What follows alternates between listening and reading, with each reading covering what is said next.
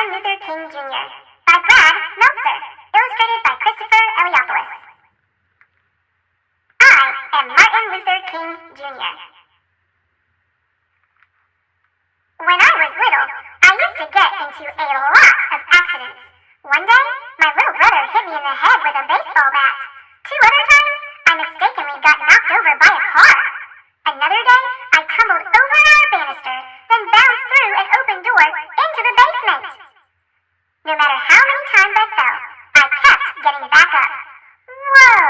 Amazing fall! You okay? Bam! I'm okay! Even before I could read, I knew I liked books. My dad always talked about how I kept a lot of books around me. I used to tell my parents, there is a power in words. Big words were in my future. When I grow up, I'm going to get me some big words. When I was 6 years old, one of my best friends was a boy whose father owned a store across the street. My friend was white, I was black. It didn't matter to us. We would play games and have fun together. Tag, you're it. No, you're it. No, you're it. No, you're it. But when we started going to school, everything changed. He went to a school where all the kids were white. I went to a school where everyone was black. Soon after, he told me, I can't play with you anymore. Why? My dad said so. He doesn't want us being friends. But why? You're one of my best friends, aren't you? Aren't you? I didn't understand. It didn't make sense. At dinner, my parents explained, it's because you're black and he's white. I was so mad that day. How could someone treat me differently just because of the color of my skin? I wanted to hate my friend and his father. But my parents told me to do the opposite, that I should love my friend, even though he hurt me. They taught me that it's better to have more love in your life than more hate. Then, my mother taught me one of the most important lessons of all. You are as good as anyone. You must never feel that you are less than anyone else.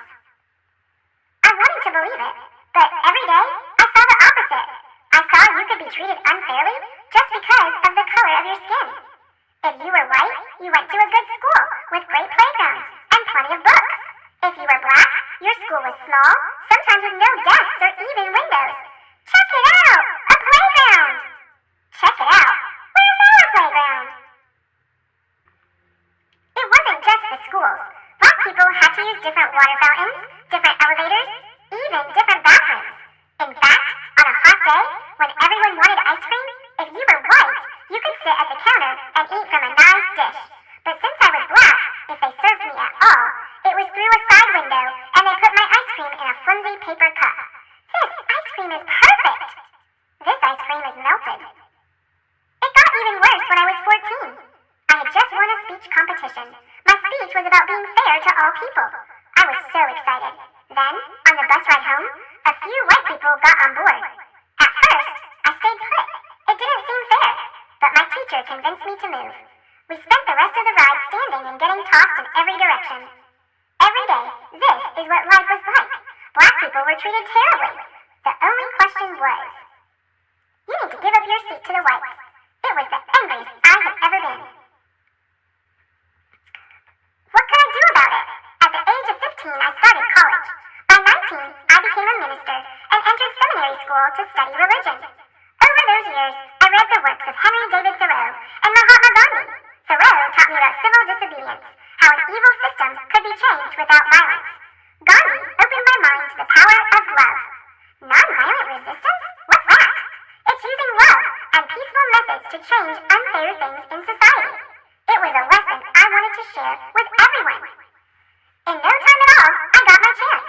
In Alabama, a black woman named Rosa Parks was told to give up her bus seat to a white man. It was just like what happened to me. But unlike me, Mrs. Parks refused. She was arrested. Early the next morning, I got a phone call from a local community leader.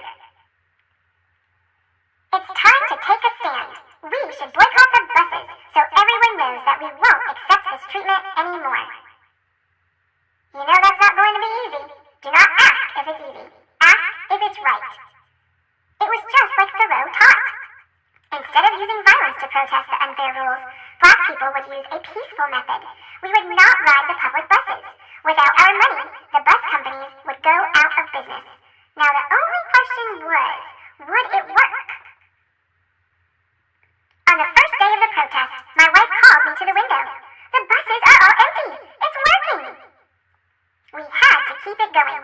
As the head of the bus boycott, I gave one of the most important speeches of my life. The room was packed. Camera crews were filming. I had only 20 minutes to prepare. I didn't use notes, but by speaking from my heart, I found out how big words can be.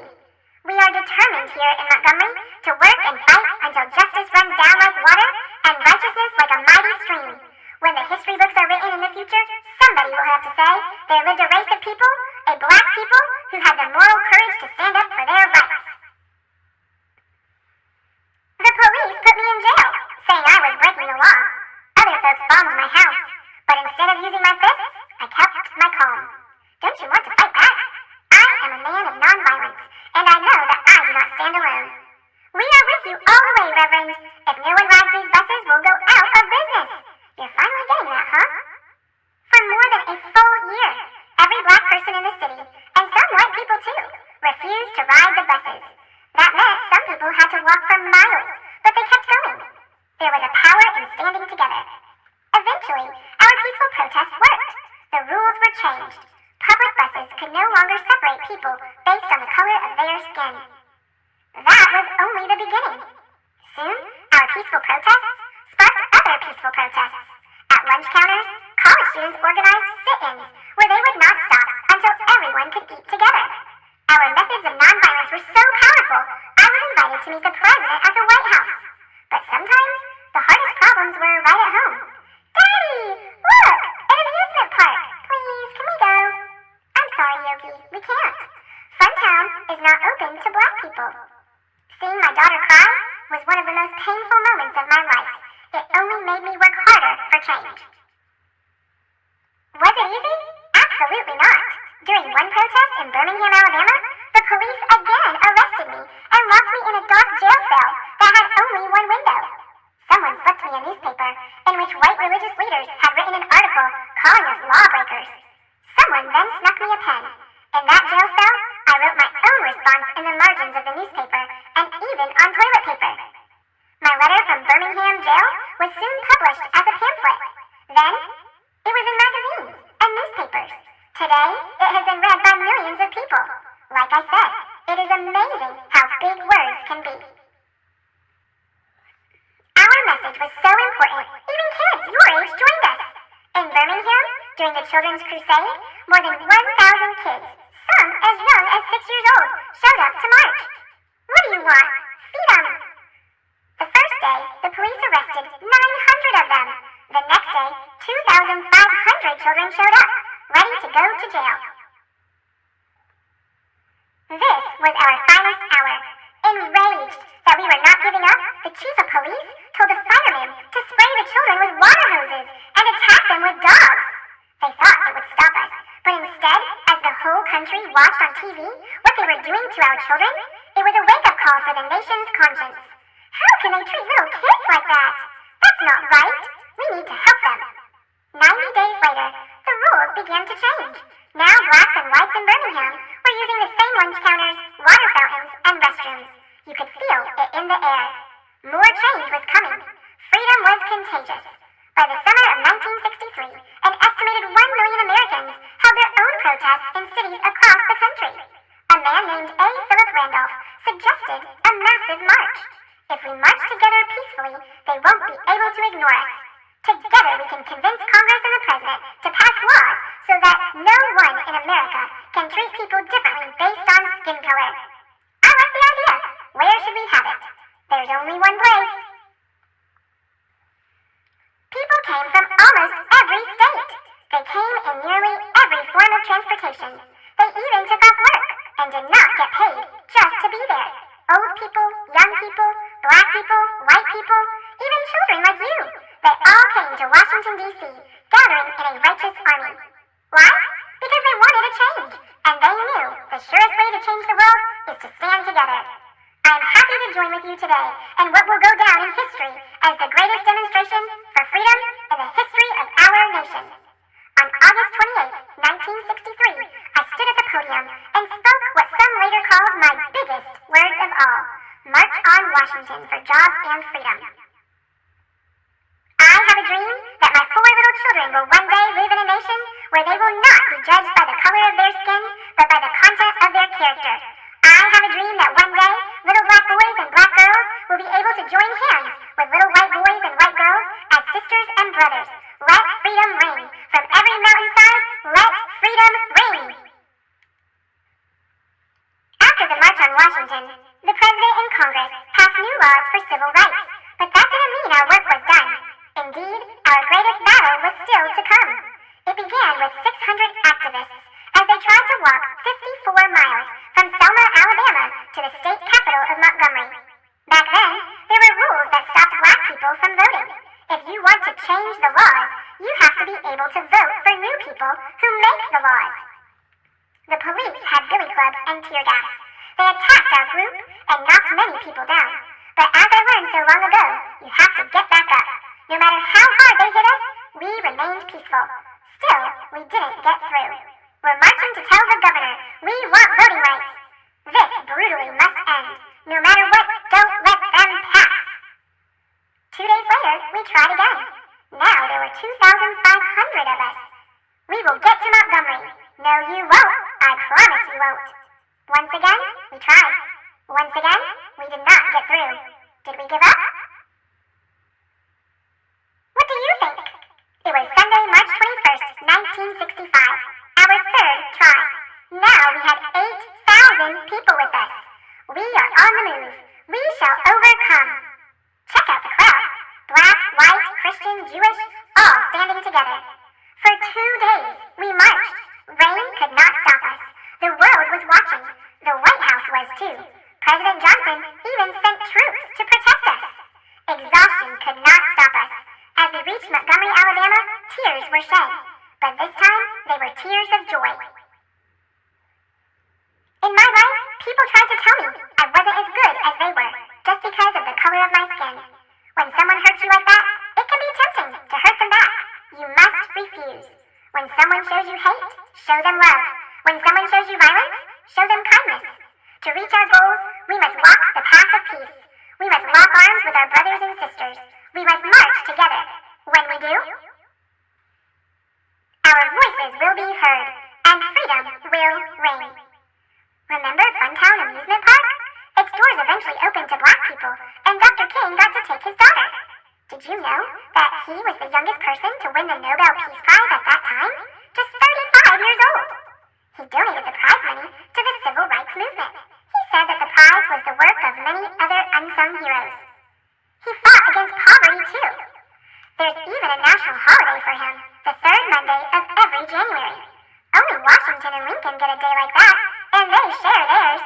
It's a day to remember how far we've come, and how much more work there is to do. I am Martin Luther King Jr. I stand for peace. I stand for justice. I stand to help others. I stand as proof that no matter how hard the struggle, we must fight for what is right, and work to change what is wrong. Whatever struggle you face, no matter how hard it gets, you must always move forward. I am proof of this. If we rise up, if we stand together, if we remain united, nothing can stop our dream.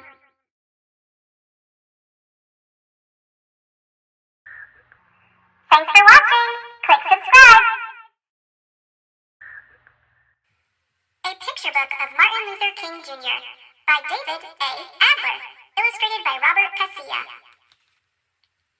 Martin Luther King Jr. was one of America's great leaders. He was a powerful speaker, and he spoke out against laws which kept black people out of many schools and jobs. He led protests and marches demanding fair laws for all people. Martin Luther King Jr. was born on January 15, 1929, in Atlanta, Georgia. Martin's father was a pastor. His mother had been a teacher. Martin had an older sister, Willie Christine, and a younger brother, Alfred Daniel. Young Martin liked to play baseball, football, and basketball. He liked to ride his bicycle and to sing. He often sang in his father's church. Martin center with his brother Alfred Daniel left, and his sister, Willie Christine, right. Young Martin played in his backyard with his friends. One day, he was told that two of his friends would no longer play with him because they were white and he was black. Martin cried. He didn't understand why the color of his skin should matter to anyone. Martin's mother told him that many years ago, black people were brought in chains to America and sold as slaves. She told him that long before Martin was born, the slaves had been set free. However, there were still some people who did not treat black people fairly. In Atlanta, where Martin lived, and elsewhere in the United States, there were white-only signs. Black people were not allowed in some parks, pools, hotels, restaurants, and even schools. Blacks were kept out of many jobs. Martin learned to read at home before he was old enough to start school. All through his childhood, he had read books about black leaders: Frederick Douglass, Harriet Tubman, George Washington Carver. Martin was a good student. He finished high school 2 years early and was just 15 when he entered Morehouse College in Atlanta. At college, Martin decided to become a minister. After Martin was graduated from Morehouse, he studied for a doctorate at Boston University. While he was there, he met Coretta Scott. She was studying music. They fell in love and married. In 1954, Martin Luther King Jr. began his first job as a pastor in Montgomery, Alabama. The next year, Rosa Parks, a black woman, was arrested in Montgomery. She had been sitting just behind the white-only section on a bus. When all the seats in that section were taken, the driver told her to get up so a white man could have her seat. Rosa Parks refused. Dr. Martin Luther King Jr. led a protest. Blacks throughout the city refused to ride the buses. Dr. King said, "There comes a time when people get tired of being kicked about." One night, while Dr. King was at a meeting, someone threw a bomb into his house. Martin's followers were angry. They wanted to fight. Martin told them to go home peacefully. "We must love our white brothers," he said. "We must meet hate with love." The bus protest lasted almost a year. When it ended, there were no more white-only sections on buses. Dr. King decided to move back to Atlanta in 1960. There, he continued to lead peaceful protests against white-only waiting rooms, lunch counters, and restrooms. He led many marches for freedom. In 1963, Dr. King led the biggest march of all, the March on Washington. More than 200,000 black and white people followed him. "I have a dream," he said in his speech.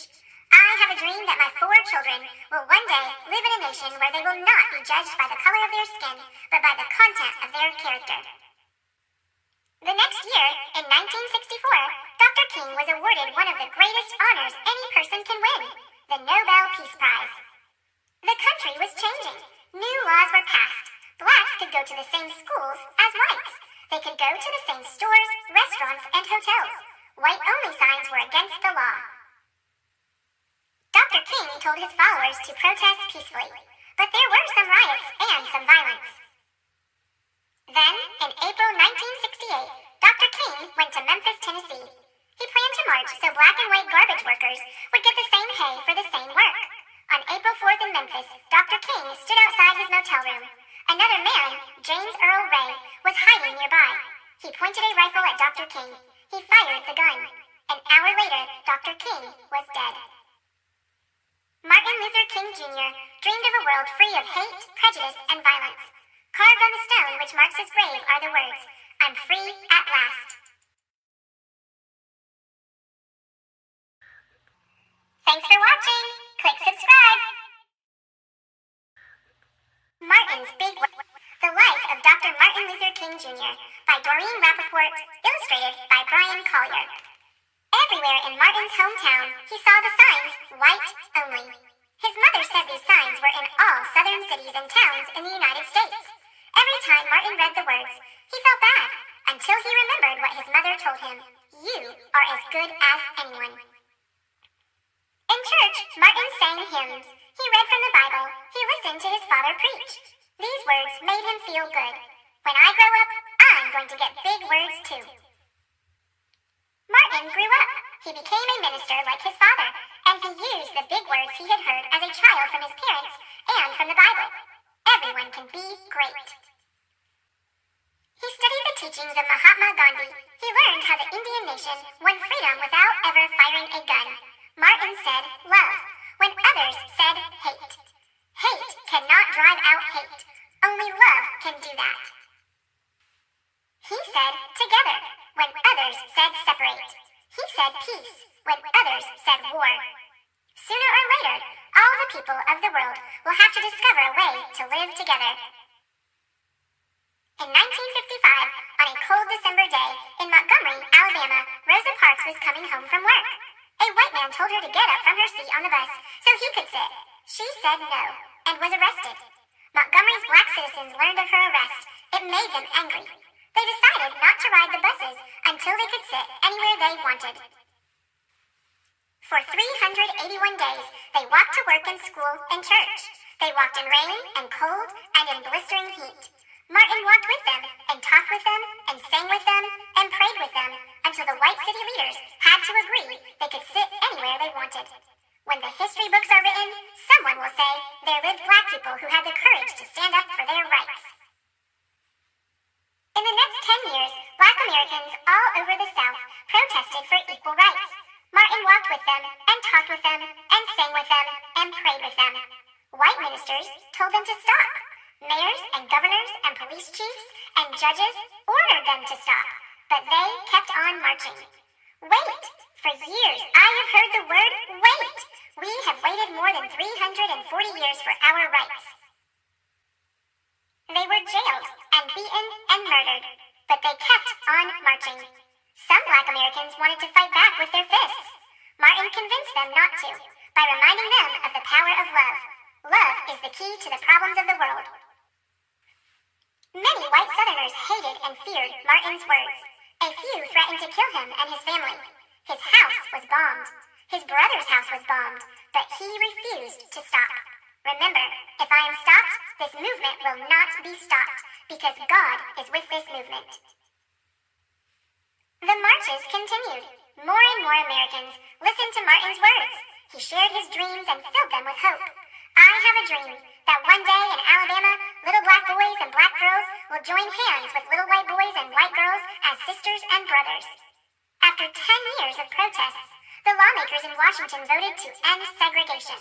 The white-only signs in the South came down. Dr. Martin Luther King Jr. cared about all Americans. He cared about people all over the world, and people all over the world admired him. In 1964, he won the Nobel Peace Prize. He won it because he taught others to fight with words, not fists. Martin went wherever people needed help. In April 1968, he went to Memphis, Tennessee. He went to help garbage collectors who were on strike.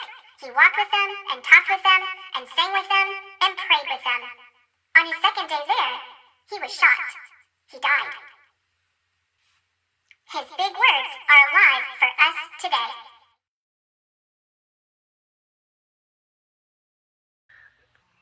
Thanks for watching. Click subscribe. I Am Brave, a little book about Martin Luther King Jr. by Brad Meltzer, illustrated by Christopher Eliopoulos. I am Martin Luther King Jr. Come dream with me. A dream is an adventure that you build inside your mind. Can you count all of my books? My dreams grew big with books, even as a kid. I knew words had power. Start with hope, add some faith. You'll be amazed at what you'll find. Give a hug to someone you love. My family taught me it's better to have more love in your life, and that you must never feel that you are less than anyone else. My dreams are of love, of making peace and shining bright. Lift those who are around you. Be brave and do what's right. Until justice runs down like water and righteousness like a mighty stream. Back then, not everyone was allowed to sit at the front of the bus. To protest those rules, one of my first big speeches demanded that people be treated fairly. One day, you will help others. One day, you'll take a stand. Hold hands. We're all sisters and brothers. It's how we'll reach the promised land. At the March on Washington, thousands of people came together to demand that everyone be treated equally. Be brave, my little dreamer. We need you more than ever. The very best dream of all is the one we dream together. I am Martin Luther King Jr., and I know nothing can stop our dream. Thanks for watching. Click subscribe.